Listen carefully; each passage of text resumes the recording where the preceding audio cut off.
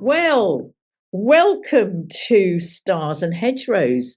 And this is the Winter Solstice, which is my favourite day of the year. I call it my holy day because this is when the sun stands still and creates the shortest day in the northern hemisphere, and of course, the longest day in the southern hemisphere, which is utterly magical in my mind because this is being created by the spin of the earth around as it travels around the sun. So yes, I mean, this day for me is imbued with cosmic magic. And as well as this happening, you can also, during December, if you look up, you can see Mars. And Mars is has kind of like a red sheen to it. That it definitely looks red. I saw it the other night. I went, oh, Mars. And you can also see Jupiter, which is the bright, bright star that you can see very near the constellation of the Pleiades, the Seven Sisters. And the Pleiades are always being chased by Orion, who's kind of, keen to catch up with them for various reasons. But we always know Orion's belt by the three stars, and then they've got two stars above and two stars below. So it's a beautiful sky to look up at night. And there's loads of other stuff happening, but that's the main thing in astronomy. So Sue, welcome. Sue is our nutritionist and of course our very own hedge witch. So yes, let's get talking about how we can support ourselves over this great turning of the year, the winter solstice. You're right, it's such a magical time, isn't it? And I think when we use the wheel of a year to give us a framework, it's so much more helpful than what we're pushed into or deeply encouraged. So obviously in the towns, in the cities, most of the focus is around Christmas at the moment, of going out, socializing, spending money. It's all a little bit too much. And that's the complete opposite of what winter solstice is all about. And if we again take a cue from nature and see all the trees, especially from the storms we've had recently, they've all lost their leaves now. So they're bare.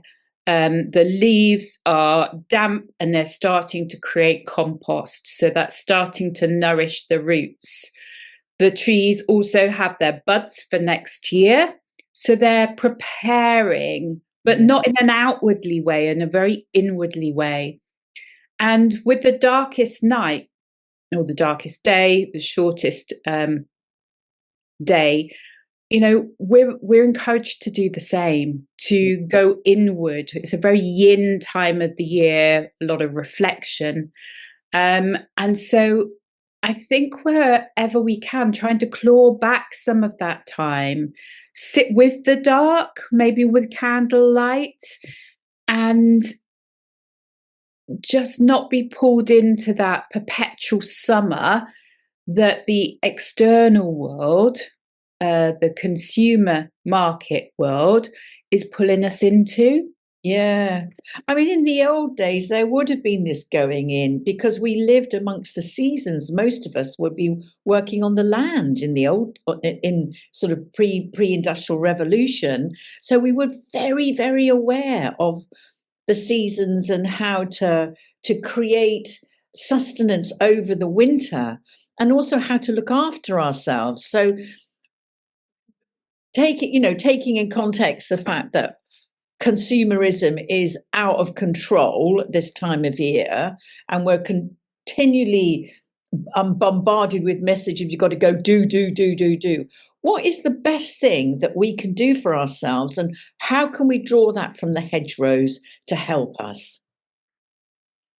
So, that there's age-old traditions of bringing the greenery in, and that's where, a long time ago, the idea of bringing the Christmas tree in, but certainly bringing in garlands of ivy, of pine, of holly, maybe the mistletoe, and bringing that greenery in, because it symbolizes that cycle, that everlasting aspect.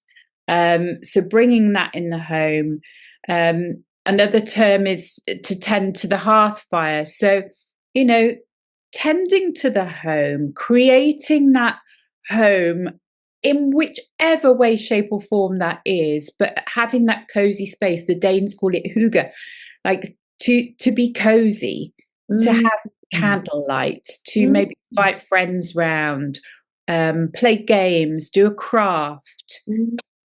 This more simple things, I think. Yeah, so there is this feeling that winter is about, it wants us to go inward, doesn't it? It wants us to have this journey, this inner journey, to prepare us really to deal with whatever comes up. And don't forget, this Christmas period is full of something called family. And how difficult that can be to manage. And there's huge expectations going around the Christmas period about it's going to be fantastic. And then often it isn't. And often there's a lot of arguments that break out, or there's a lot of strife within relationships, within family units. So how can we and what can we do to be more prepared for that? Okay. So again, it goes back to thinking what the trees are doing. They're creating their own compost to nourish their roots. So how can we nourish ourselves? So it's with good food, grounding foods like high protein foods, using those warming spices in our cooking, like curries and stews and casseroles, but using garlic and ginger and turmeric and chili, those warming spices, using our mushrooms and those medicinal mushrooms that I've mentioned before, things like reishi, amazing. It's referred to as the mushroom of immortality. And so, this can really help to bolster our resilience, support our immune system, and help us in times of stress. So it's a really good one to incorporate in. But I would say any of the things that we've looked at in subsequent sessions, so the fire cider, elderberry syrup, these are great for our immune system. And I like to make things easy. So I will do my fire cider with a shot of elderberry in it and just knock it back. But that helps to clear any of those lingering colds and viruses that might be prevalent this time of year. So those are some of the ways that we can start to look after our roots. And winter is a time of restoration and restoring from our bone health, our tissues, everything. So thinking about it in those terms, nice warm baths, a cup of cacao with cinnamon and spices in it, and really relishing that and taking time.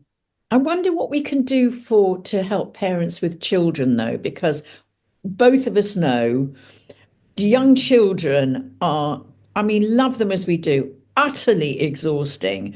So how can we create a space where to bring that effect down? For me, is cancel all sugar or sugary drinks and things like that. But is there anything that we can give them naturally that can just begin to manage that excessive energy? Yeah. I think, trying to get rid of some of the energy outside, obviously, is going to be a really good thing. And you're right with the sugar. Everybody's consumption of sugar goes up this time of year exponentially. But making sure that there's a protein. So whether it's nuts, having some sort of protein in there will help to combat that blood sugar spike and the fallout from that. Trying to encourage bedtime at a decent time, and being consistent with that is really important. Boundaries. Yeah. Having really strong Healthy boundaries. yeah. Yeah.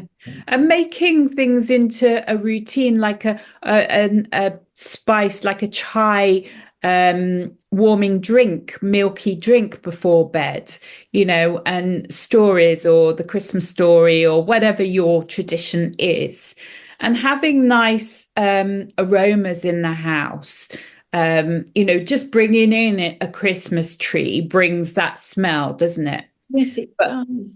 other things like orange and cinnamon and those mixed spices, they're really warming and comforting as well. And they're not expensive. I think a lot of people I mean, this year particularly, there's a very, very concerned financially. And it is about, I think another thing about bringing the stress down is being sensible about what you can afford to buy. And and if you can't afford to buy massive presents and hundreds of them, it really doesn't matter because it's about being together and maybe creating something together Mm. that is the gift. Now you've created something absolutely wonderful. Do you want to, this could be something that children and parents could do together Absolutely. to bring the magic into the house. Yeah. So when if you go out and get a Christmas tree or you've got somewhere locally around you that does, they'll often give away the little offcuts, the bits that they remove. And these are perfect. So I found this a couple of years ago on the internet um, to make something called a Yule wand.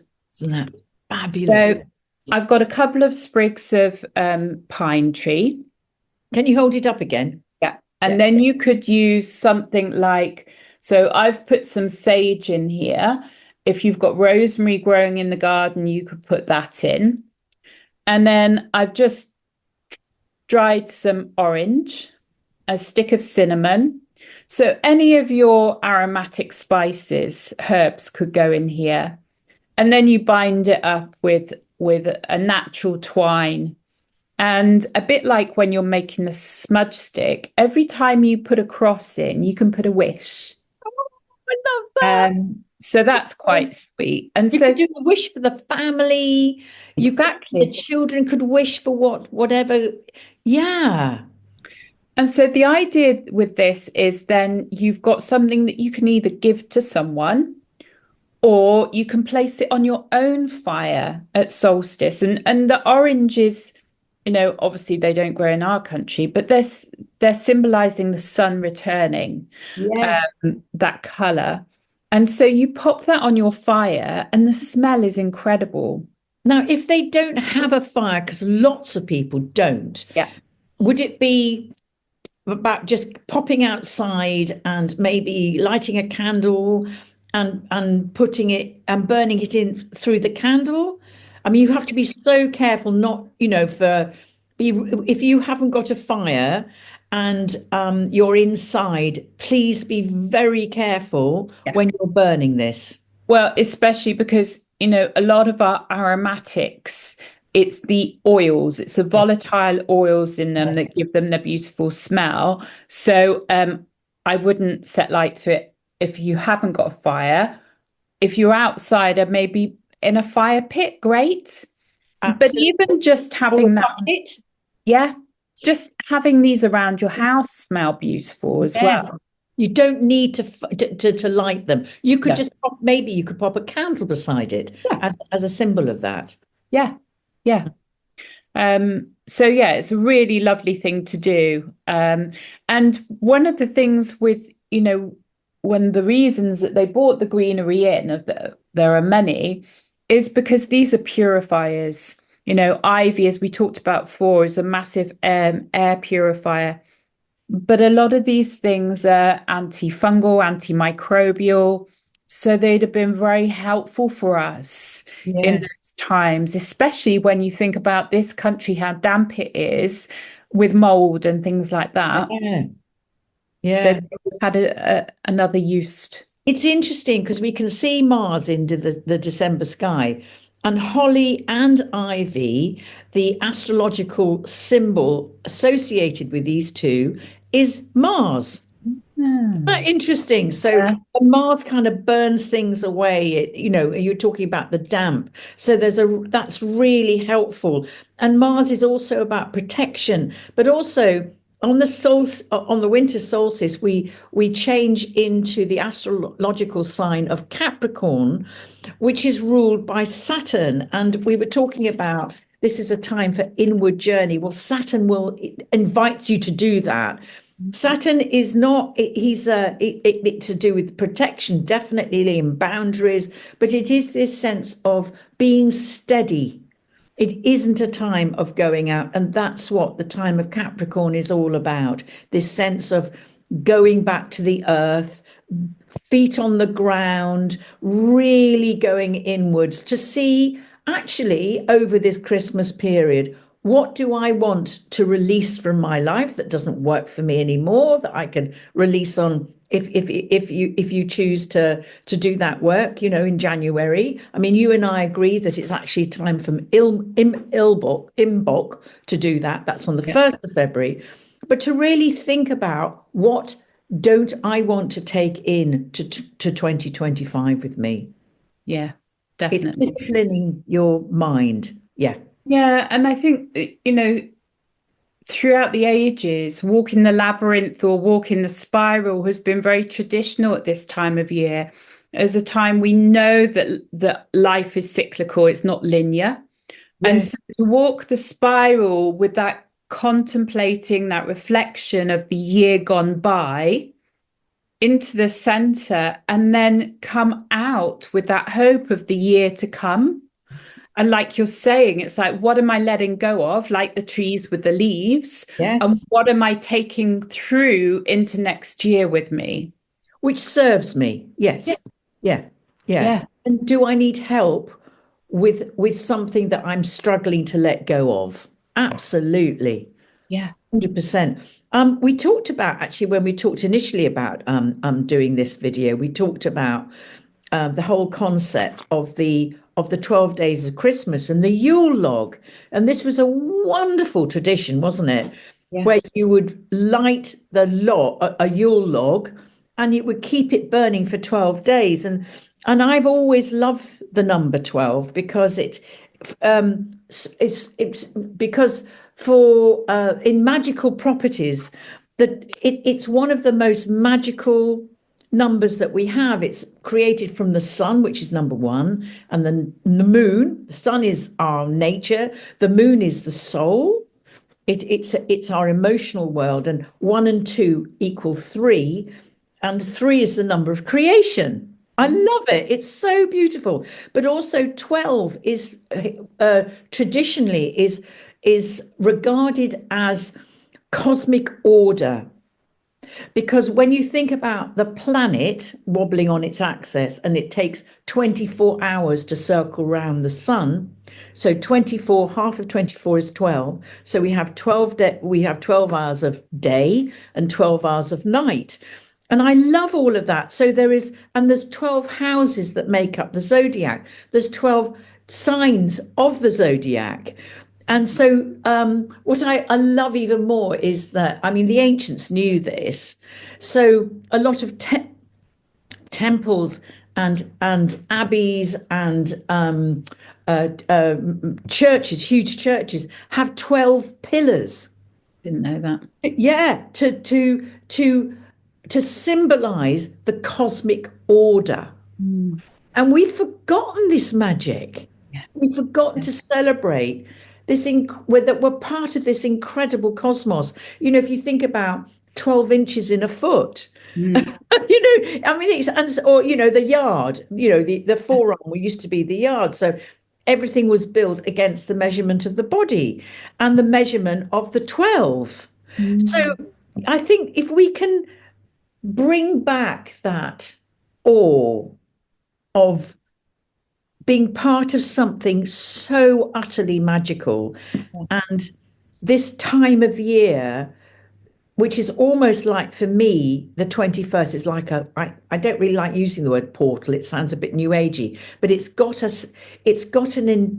something going on that's deep magic.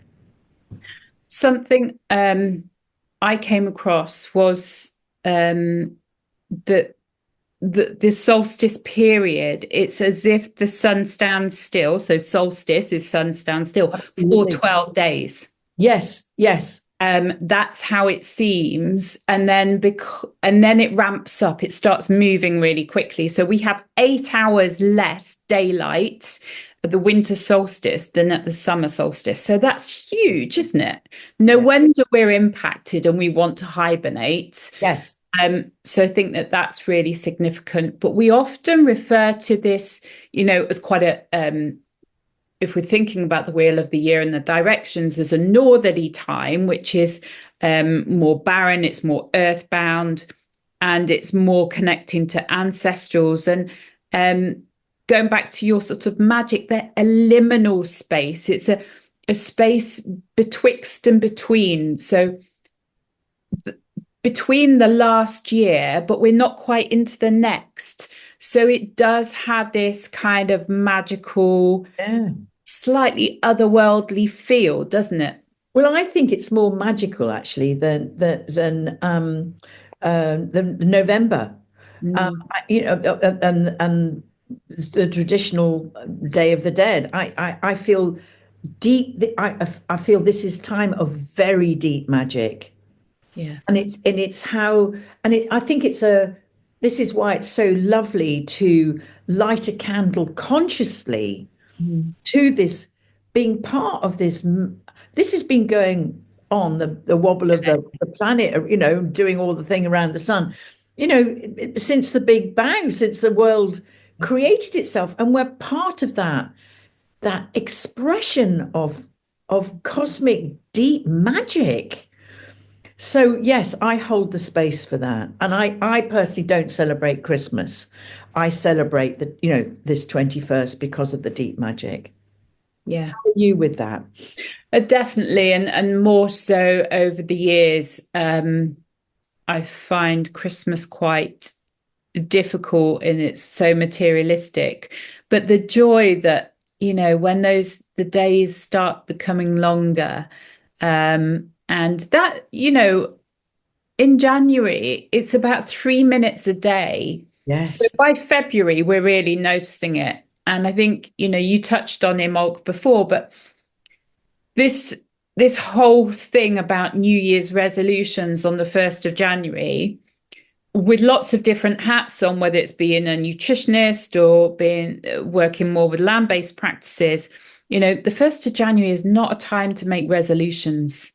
We're still in hibernation. We're still in that dream time liminal space. So we leave that more for Imbolc, the 1st of February, when the snowdrops are coming out, when there is life returning. But this is a time to be dreamt. Yes. To be with that otherworldly sense, whether it be your ancestors or just dreaming in what it is that's to become. And I think also really connecting with what it means to be human. And paying homage to all life around us. I mean, our poor natural world is getting such a bashing at the moment. So it's about putting out to that and being so grateful for it. And we don't know what next year is going to bring, obviously. I mean, astrologically, I think we've got a few more ups and downs and rounds about to go. I think there's going to be a lot of stuff coming out that is, we're going to have to sit with and go, really? Crumbs. So, I think this is a time of building resilience. And we talked about, when we were talking about before we started recording, how important things like vitamin D are. Yeah. Hugely important. And I urge everyone to supplement with this time of year, because even, in the Northern Hemisphere, when we get to the equinox, through to the spring, we can't synthesize vitamin D from the sunlight. We're too far away from the sun. So supplementing is a really good idea. You can test and get it tested to see where you are. It's a fat-soluble vitamin, so we only store it for 6 to 8 weeks. things like, I think I've said before, putting mushrooms on the windowsill, they'll help to generate more vitamin D for you. But this is really important for our mental health, for our bone health, and for our immunity. Yeah. So, yeah, vitamin D is super cheap to take, very easy. And, if you notice that your mental health declines with these darker days, which, let's face it, most of us do, and we're told that that's wrong. Again, this idea of perpetual summer, and that, that inward facing time is something to not allow to move away from. So with care and with support, I think that inward facing time is really important.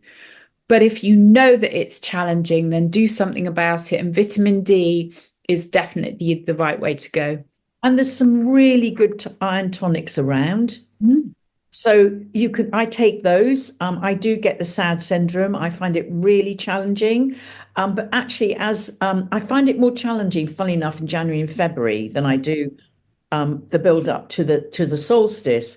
But if you've got the black dog and the black pit's just over there, and you're going, whoa, I'm going down, get some help or dose yourself up with vitamin D. And as Sue says, take mushrooms or whatever it is to you that can support your resilience and your well-being. That's the most important thing.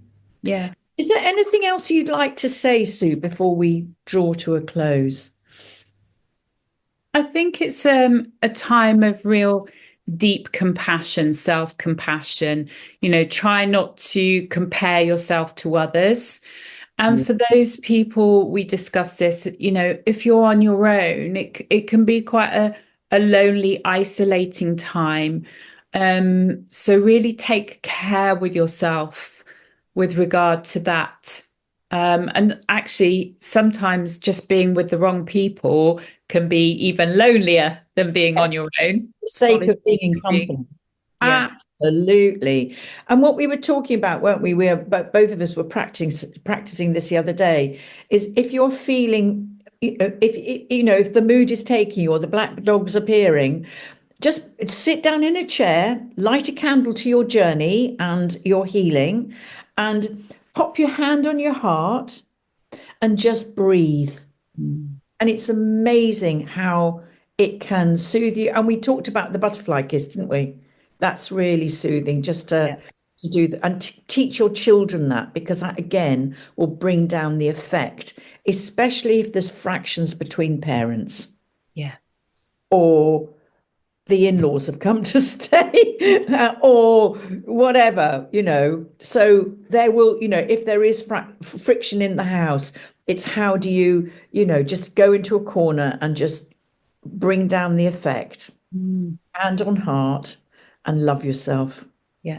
If that's possible, because for some people that's really challenging. So we understand that. And I think I would just say on top of that is, if you get the chance, get outside, be with nature, stand with the tree, come back to your senses. And that will help to really ground you in the present. Because a lot of the times when our anxiety gets the better of us, it's because we've gone into our head and we're catastrophizing. We're not actually in the present. We've jumped out of that. Yeah. Okie dokie. So we wish everyone a really beautiful return of the light. Yeah. Yeah. And we wish you whatever you need to learn about yourselves during this Christmas period. And we wish you to really contemplate what you want to take into this coming year, and how you can support yourself and build resilience. And Sue and I will see you at Imbolc.